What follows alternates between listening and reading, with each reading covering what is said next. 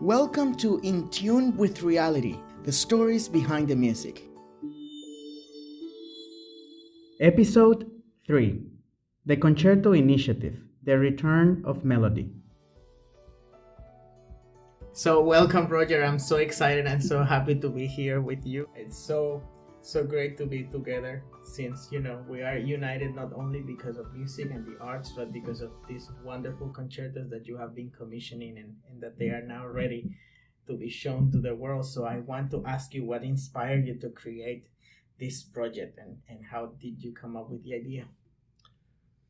Well, I was saying as a visual artist, I'm a sculptor and a photographer with a love of music. But when I talk with other sculptors and photographers and painters in terms of visual arts, I always ask them, what was the first thing as a child? Maybe not even as a child, maybe as an adolescent. What was the first thing that got your juices going? What turned it from just, what's that, to actually a passion? And it's very interesting where people say this painting, that sculpture, or some, in case of music, which musical events. So for me, where did you first start to say, what got me interested? Well, my father's favorite musical player was Isaac Stern. And my first experience going to hear an orchestra was to go to the Minneapolis Symphony to hear Isaac Stern play Wieniawski, the second concerto. And the fact, as an 8-year-old boy, I still remember that. Wow. And the other time I went to the symphony, they brought me backstage to meet this, I was just a kid, this lady, and I remember in a green dress, who had been a singer with Eugene Ormandy. One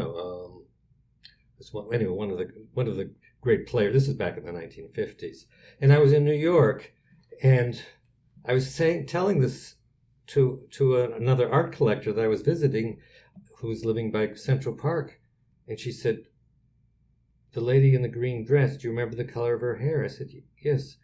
She had red hair, and she had this wonderful coloratura voice. She said, "That's my neighbor.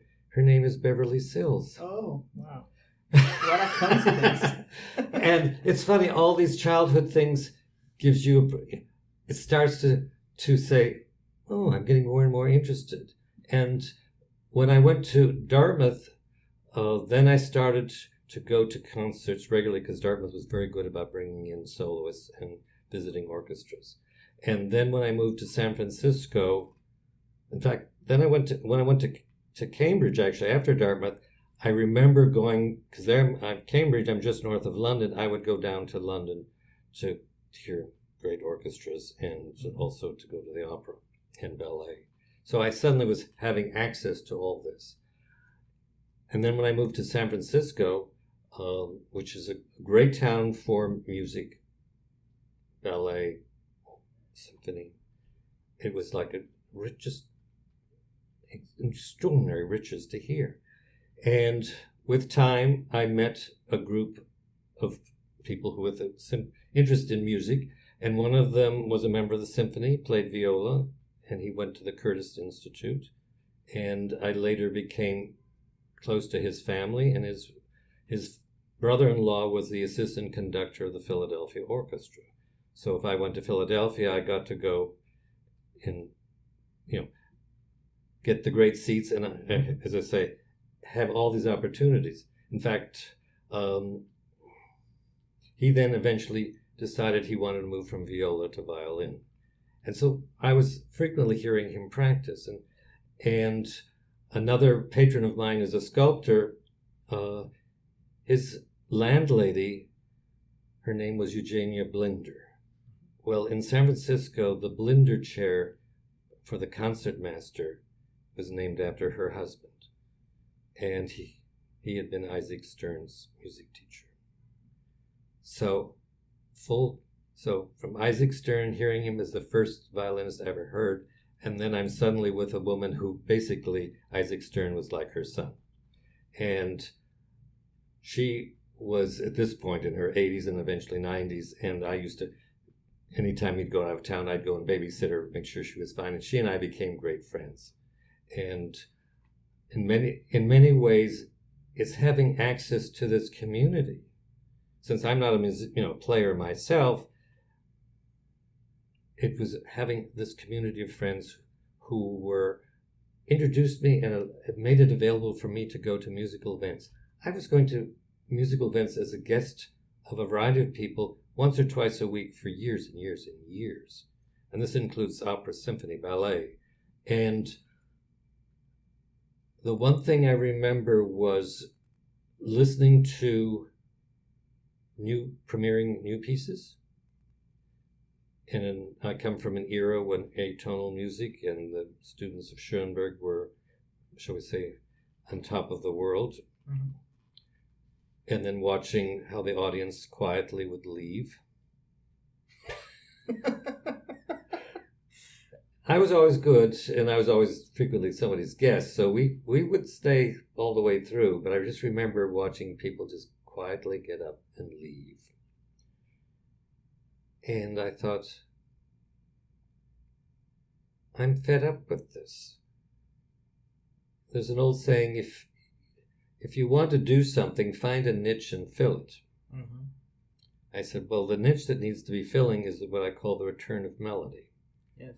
Well, I always say return of melody is sort of like a murder mystery, because melody is your heroine who's been murdered, and suddenly we want to, what happened to melody? She's been murdered, so maybe we can bring her back from the dead. And that's been my goal, is to bring melody back from the dead. And so this has been the goal. And I frequently say that Eugenia Blinder has been my heroine in terms of who inspired me to do this. And I started out with my first piece with Richard Merritt, and he had done a musical score to Metropolis, the film, and I'd been to hear it, and it had been a great success with the audience. And I talked with the lady who was the violinist in his group. I said, the melodies in this are extraordinary. I said, are you familiar with Korngold's violin concerto? She said, yes. I said, do you think if I asked Richard, could we pull as Korngold did? Because his violin concerto has 4 melodies from his movies. I said, do you think we could do something similar and pull the best melodies and take a 2.5-hour film score and bring it down to a half-hour violin concerto? She said, I think it's a terrific idea. She said, let's talk to Richard about it, which we did. And ironically, it turned out I was back at Dartmouth and talking with the music people there, and the conductor of the band was planning to do a Metropolis evening as a salute to the movie.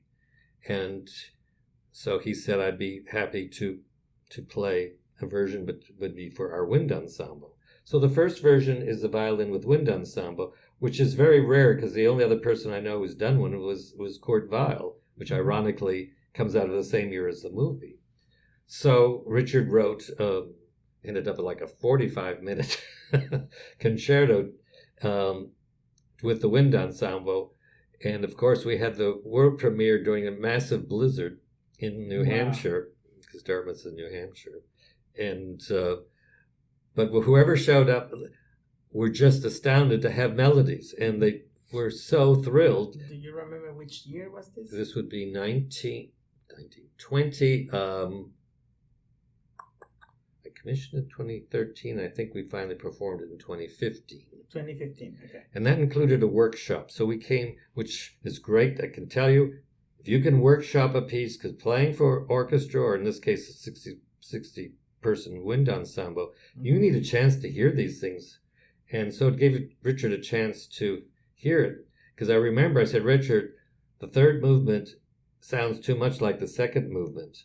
We need to sit down and go through the score and find some fresh melodies, because you have 2.5 hours worth of melodies. Let's revisit the thirds, which he ended up, and it ended up being the incredible movement it is now with that, what I call Weimar jazz. So it was a wonderful experience, but we both knew the fact that it was for a wind ensemble limited its opportunity to be done again. Of course. And generally wind pieces are 20 minutes or less, and frequently 8 to 12 minutes. For whatever, well, for a variety of reasons, winds lend themselves to that length as opposed to 45 minutes. Absolutely. Which strings can handle, but not, yeah, of not course. wind. And it's the most traditional structure for also a violin concerto. You'll see it with the setting of an orchestra instead of a. So I always thought, I said, Richard, at some point we'll get a chance to do it and orchestrate it for full orchestra. And it's going to take the magical person to come along in terms of revisiting the violin part. Yeah. And this is where it gets interesting, because it's sort of, because then I kept working with Richard. Then I had a chance to meet Michael Morgan, who was the music conductor or director of the Oakland Symphony. And we hit it off because he was in favor of new music, and also he was melody friendly, as a term I like to use. Yes. And we had a terrible fire here in a warehouse during a music event, and a lot of musicians were killed. And the warehouse was called the Ghost Ship, which is an ironic name in terms of what happened. But I talked with Michael after the fire, and I said, with this terrible tragedy, I'd like to commission a concerto in memory of all these young people who died. And he said, I think it's a very good idea. And said, let's have a meeting. And we had the meeting. In this case, he said, well, what instruments do you see? I said, well, let's go for a cello concerto. He said, why the cello? I said, because it's very elegiac. And so Richard had a chance then to do a cello concerto for the Oakland Symphony, which was very successful. And then we had a chance to do a double bass concerto with Gary Carr, who's he's now retired, but at that time was the world's most famous bass player, and had played with the Bay Area Rainbow Symphony. It's interesting because we're coming full circle with you now playing. And after the concert, they'd done the double bass concerto by Sergei Koussevitzky, and I'd never heard it before. It's obviously very influenced by Rachmaninoff, so easy to like. But I had a chance to meet Gary after the concert, and I said, I sponsor new concerti. And he said, oh. I said, why do you say, oh? He said, well, I've had 50 years of playing new concerti, and I've never played one that I was happy with. I said, were they all atonal? He said, yes. I said, I only do melody friendly. He said, let's talk. Nice. So he gave me his card, and then we ended up doing a double bass concerto with him that was eventually premiered up in Washington State at Spokane with the Gonzaga Symphony Orchestra. It was very well received. Again, melody. I can't tell you how many people who knew, because I was pointed out as the person who commissioned it, people would come up and thank me for having commissioned something with melody. So it tells you how hungry audiences are for melody. And Gary, who has a great sense of humor, but is such a humanist, he called me or emailed me, and he said, I just did a performance with a composer down in Tijuana who's from Argentina, but playing with the Tijuana Orchestra, the Orchestra Baja de California, and he did a piece for me called The Heart Has No Borders, and it's wonderful, and it's going to be on YouTube, and I want you to listen to it. But he said, I think he has the melodic gift you're looking for.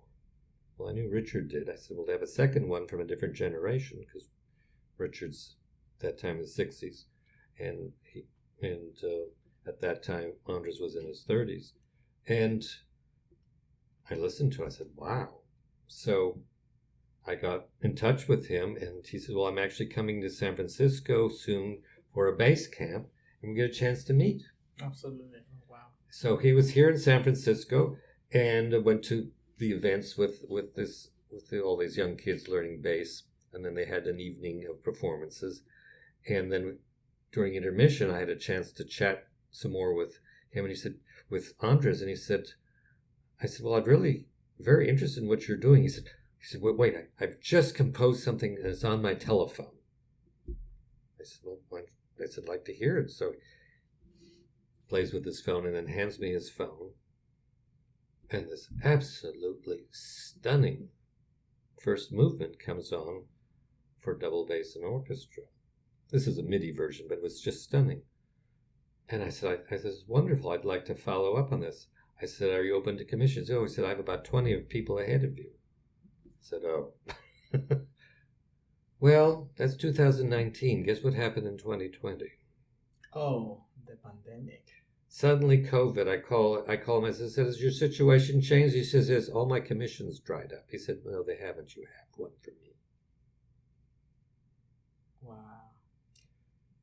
I said, remember that piece you played for me? He said, yes. I said, well, I'd like to talk to you about that section, and I want you to expand that into a full cello concerto. He said, well, I was running it for bass. I said, you can do a bass version, but I want to do a cello concerto based on the theme Vox Clamantis and Deserto, which means a voice crying in the wilderness, which is a great Latin motto. It also happens to be Dartmouth's motto, where I went to my undergraduate years. And I said, I've always wanted to do a piece to honor that motto, and it's very appropriate for music. So he took Vox Clamantis and Deserto and turned it into an incredible cello concerto, which was premiered by the Pioneer Valley Symphony in Massachusetts, in the Northampton area. And the assistant principal cellist of the San Francisco Orchestra ended up being the guest cellist. And then you eventually played Bruch there. Mm-hmm. Mm-hmm. So these are all how all these networks happen. Again, the audience, we had a talk with people before the concert. Yes. And they said, well, who's your inspiration? I said, Diaghilev. I said, I'm an impresario. Oh. And Diaghilev was forever not having 5 cents. He was always broke, but still trying to put together great music. Yes. And I said, that's what I am. I'm always broke, but trying to put together great music. And I said, I'm telling you, you people are going to be very surprised, because I'm all about melody. This is not an atonal evening. Mm-hmm. Oh, everyone was so excited. And, well, they had a good reason to be excited. They were thrilled, because they knew who I was again from our talk. And, of course, people came up to me after and just thanked me. And, of course, Anders was there to get the appropriate things as composer. So we're filling a niche. We're making history. I see. And what do you think has been the most challenging aspect of this project? Is getting music directors and, in this case, prominent soloists interested. Because having a 60 to 70 person orchestra do something is a big deal, and it's expensive. And I'm not rich enough to just hire an orchestra to do something. Absolutely. A few people are. And so in this case, Michael Morgan from Oakland Symphony was responsive to my goals. Mm-hmm. And so Michael had booked. First, I should explain that Michael Morgan, as an African American, had been very important in the Sphinx community in terms of as a conductor, and frequently conducted the orchestra for the Sphinx competitions. And he liked to bring Sphinx winners to the Oakland Symphony.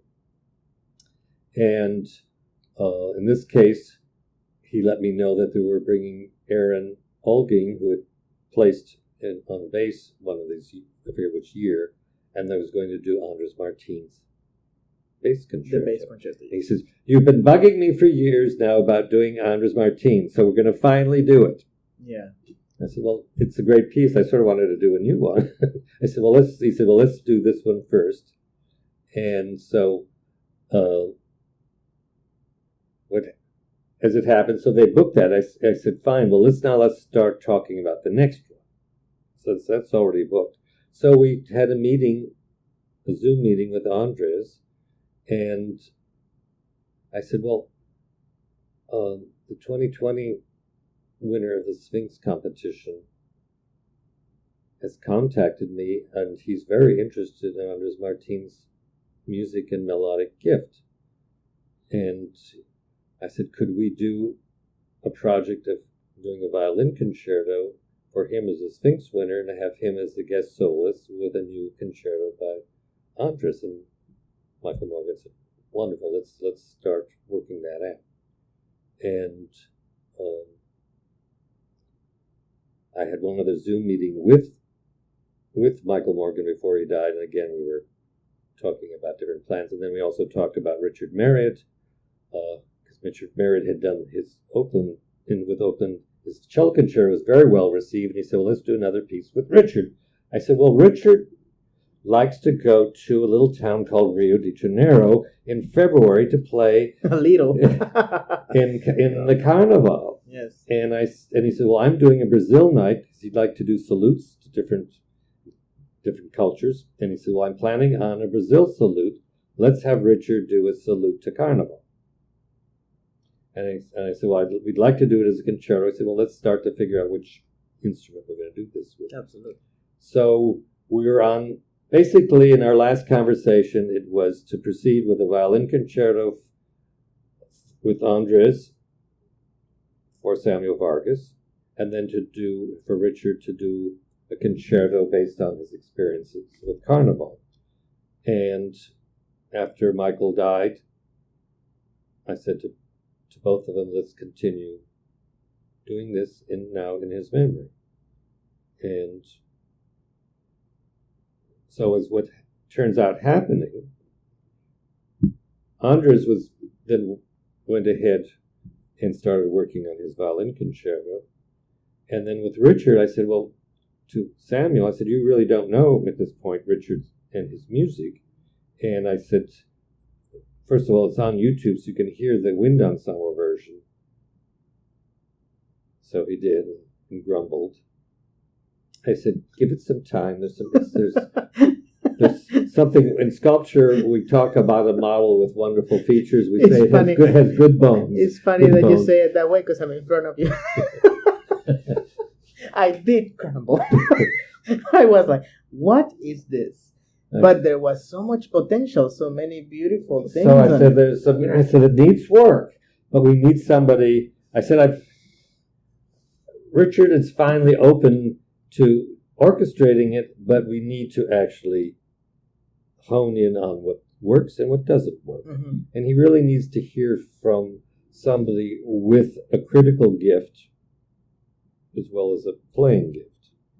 I mean, you can play well, but not have a great critical gift. So it's in terms of verbal criticism. And in the case of Samuel, you have a great gift of being able to not only play something well and be interpretive, you also can express it. And you can say, Richard, this works, but this doesn't. Or this can be made better by doing this. Mm-hmm. And we had a wonderful meeting. I said, well, I told you to spend a little time with it so you're just not. And I said, start to see what you think can be made better. Mm-hmm. And then I'm going to work on Richard to be open. As an artist myself, I know you fall in love with your babies. Yes. Well, sometimes some of the babies, they don't work. And you see them perfect, but they are not. No, they're not. So I said, remember, I always tell my composers, Sibelius rewrote his concerto 3 times before he finally, what I call, nailed it. So there's nothing wrong with, okay, we can make this better. I always tell people, something's not written in stone. Yeah. In other words, be open to make things better. Just like Bruch needed Sarasate's help to complete his Bruch first violin concerto. Yes. So we organized a Zoom. How long did that go on for? A couple hours? I think it was 3 hours. And we went through the whole, and this is a 45-minute piece. It wasn't a 30. It was very long. It was very long, and we made it. One of the first things we all agreed it was too long. I said, look at the fate of the British composer Elgar. Elgar's 55-minute violin concerto. I said, if he'd had an editor and cut it down to half hour, it'd be played all the time. That's right. Yeah. But unfortunately, it didn't. So we know it needed to be more like 30 minutes. So we already knew that we needed to do some severe cutting, which already, fortunately, that then Richard knew, okay, well, he knew that was the fact. So since we knew that fact, it helped a great deal in terms of saying what went and what stayed. Mm-hmm. And so Samuel was able, and also playing, he'd take a passage and play it. And I told Richard, I said, I'll tell you one thing about Samuel. If something is ugly, and you have a way of saying ugly, I said, he'll tell you. So I said, the whole point of this is to get it better, yes, not to get one's ego bent out of shape. Okay. Well, we went through it, and Samuel told him when something was ugly and when something was wonderful. Well, it helps with the fact there's enough wonderful stuff that the ugly can go. Yeah. It's really hard when most of it's ugly and there's only a few things. But in the case of Richard's piece, there was a lot that was wonderful. But there was a good 15 minutes that wasn't. So, and then there was, what's interesting is that then, okay, we get rid of the 15 minutes that don't work. And it doesn't work not because it's bad or because it's ugly. It's because it doesn't match the greatness of what is already there. So it would be great for something else. Well, most composers and most artists know you have a box for, okay, it didn't work in this thing, but it might work in something else. So you don't necessarily totally throw it away. Yeah, exactly. It's just, where is this going to work? Yeah. I certainly know that from photography and sculpture. And this case with Richard is then when we actually get down to which passages work, then is how do we make those passages better, and how do we make them playable? Because a lot of composers can write for violin. Well, they think they can write for violin, but they don't necessarily write it in such a way that's playable. Correct. And so part of this, and same thing with Andres, in terms of the way you work with Andres to make things playable. Yeah, the editing process and the refinement of. And it was very interesting how you would take a passage that had difficulty being played, be able to, in certain respects, simplify it, make it playable, but also you made it more beautiful. And sometimes harder, but it's just a little bit more within the literature of violin playing. Because, it has to be idiomatic to the instrument. And when it's not idiomatic, it doesn't make it only harder to perform. It breaks that kind of flow that we are all looking, and that's the main goal of this when we talked about melody, when we talk about texture. And it's just unbelievable how they have these amazing ideas, and they can just be even refined and pushed to a different level just by changing the register or just by moving it one octave. Well, even as today, for you playing with me and then you're suggesting, let's bring this down. Was it one octave lower? One octave lower, and it was gorgeous. I mean, it was already gorgeous, but now it's more gorgeous. Exactly. And I have to tell you, as a creative person, and you and I have been talking about this, I must tell you, and I'm talking with your friends in the world out there in terms of listening, I have to tell you, on Zoom, you needed to see Richard smile at the end of 3 hours. Yeah. The smile of suddenly knowing that he had we all knew there was a masterpiece in there. Yeah. And I don't use the word masterpiece lightly. Oh, I know. Heaven knows you know, because I'm pretty tough. Neither the word good. Yeah, I always say good is not good enough for repertoire. Yeah. It's not a masterpiece. All right is not good enough. Mm-hmm. So, I mean, he was smiling, just that recognition of how we had made this tremendous growth leap. Mm-hmm. But it was, in a certain respect, a team effort. Yeah. And if you're in music, some art fields are solitary, like painting and sculpture can be, especially painting. But with music, where you have the soloist to interpret, you've got 60 people to interpret. It's all these people there's this huge range of people that you've got to make it, who can play, which oboist really hit those notes? I mean, there's all this tremendous range of issues. And of course, when you work with people, and this is an art form that it owes its existence to people, because what is an artist without an audience, so when you have this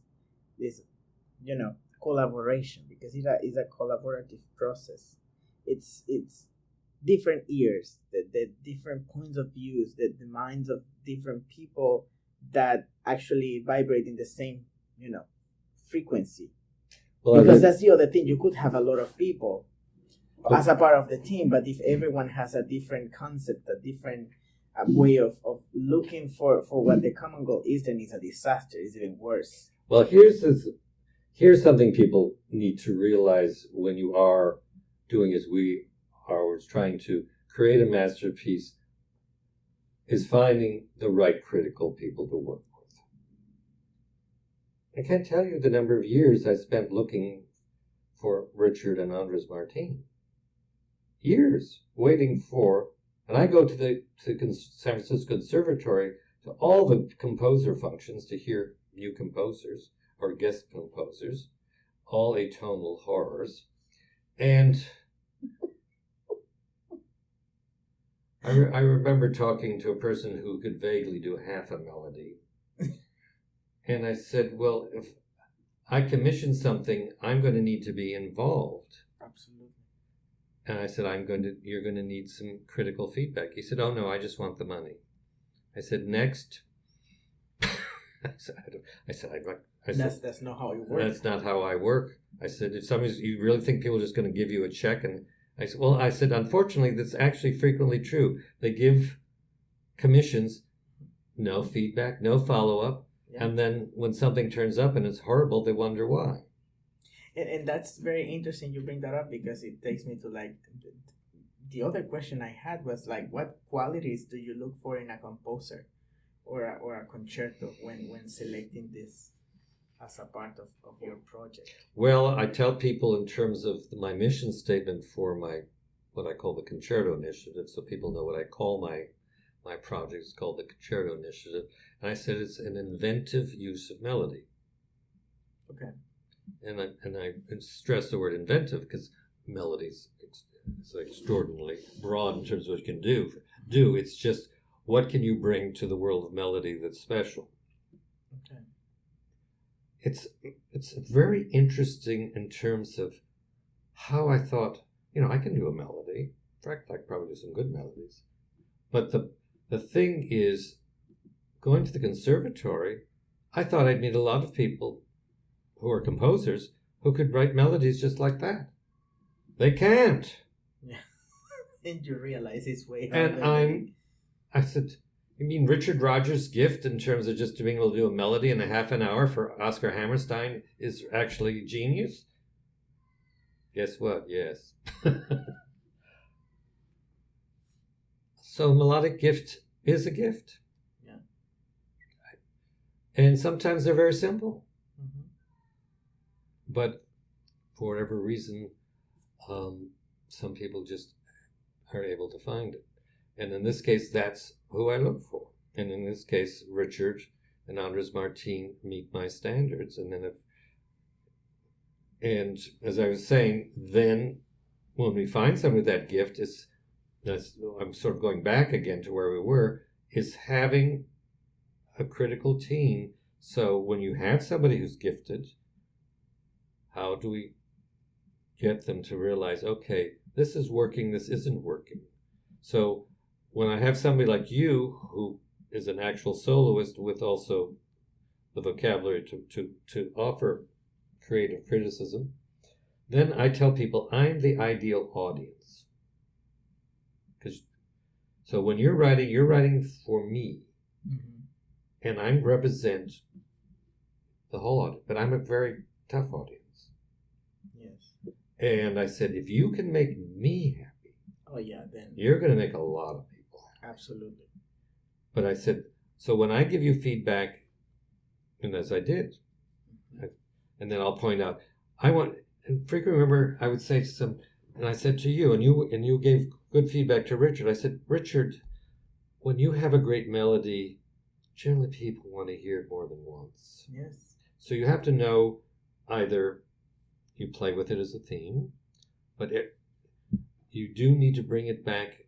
Does this in some way at some point, because then it's going to imprint itself on people's memory. That's right. And then they're going to look, and once a piece gets known, when you think of the violin concerto that you already know, you look forward to those great passages. Yes.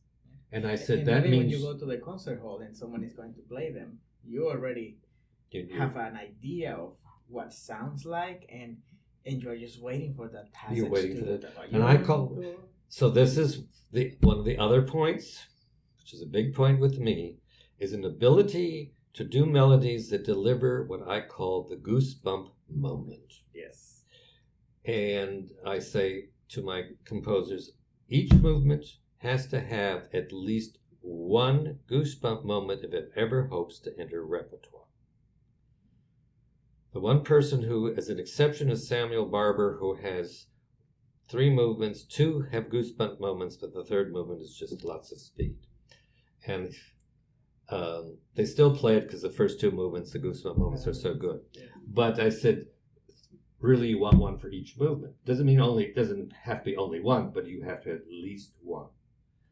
And so that's another critical point. Can you deliver those goosebump moments? That's really hard. That's very difficult. So, how do you see your project evolving in the future? Because I know you always talk about not having enough time, but I'm sure that these pieces and the people that is on board with this project will keep pursuing this and performing them. So, what did you hope? What I noticed from going to the conservatory and also meeting other students of music and composition is they are taught by people who are taught from the people who come out of the Schoenberg. So my problem is all these students are being taught that melody's bad or it's superficial, which is ridiculous. And my only hope, well, it's not only hope, I have lots of hope. It's one of my main hopes is that at some point that we're becoming historical and somebody's going to pick up and start to teach people how to do this. So we found our niche, we're trying to fill it, but this is going to take a lot longer than my lifetime. But my whole point is at least get it started. And if it's very interesting in the arts, it's generally it's one thing to learn craft, and that's really important to learn your craft. And I see a big problem, certainly in the visual arts. People, they do conceptual things and they don't know how to draw. It's like music. You can do all these conceptual things, but you know how to write a melody. So it's what we call back to basics. Back to basics. Yes. And there's another important thing to know about art. Art is not science. Science believes in progress. You keep building on your learning. Art can have goals, but it doesn't mean it's always getting better. That's right. So, it's a matter of setting standards, tastes change, and you sometimes need to go and fight for your taste. And right now I'm fighting for, the return of melody. And I would be excited to see what other people who discover that they have that gift, what they can do with it in the future. In fact, the longer I stick around, I hope more emerge. But we're trying at least right now to have 2 emerge and maybe attract attention to what we're doing. Absolutely. Can you share with us a particular memorable experience you have had while doing this with Andres or with Richard? Or maybe what is the most satisfying feeling when you see this happening, like in the premiere of a concerto, or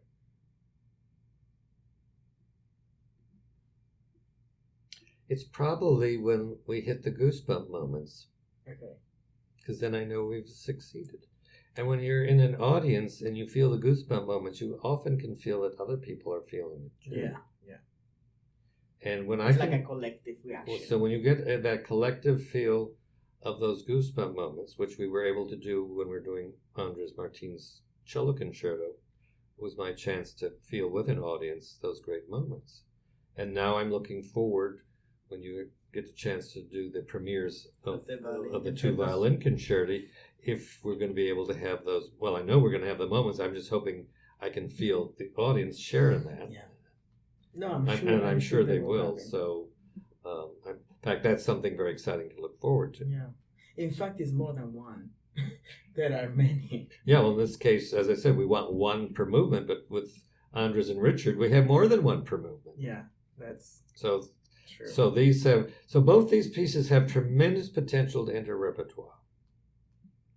They are. And and you have to understand what repertoire means. That means played frequently. And it's a very, very difficult thing to have. Andres Martin is the first person on strings to have a piece enter repertoire. His first bass concerto is now in repertoire. Mm-hmm. In other words, it's played frequently.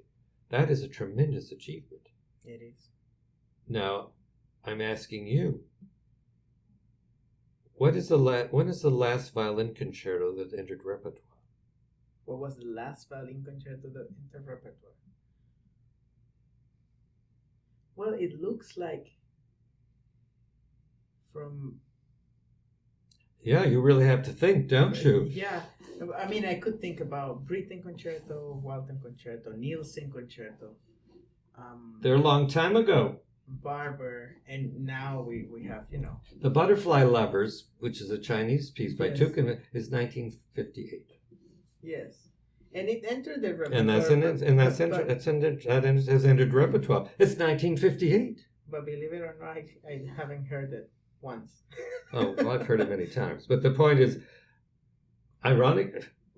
Then we're going back, and Korngold's 1944-45. Yes, right. Look how far back we're going. Yeah.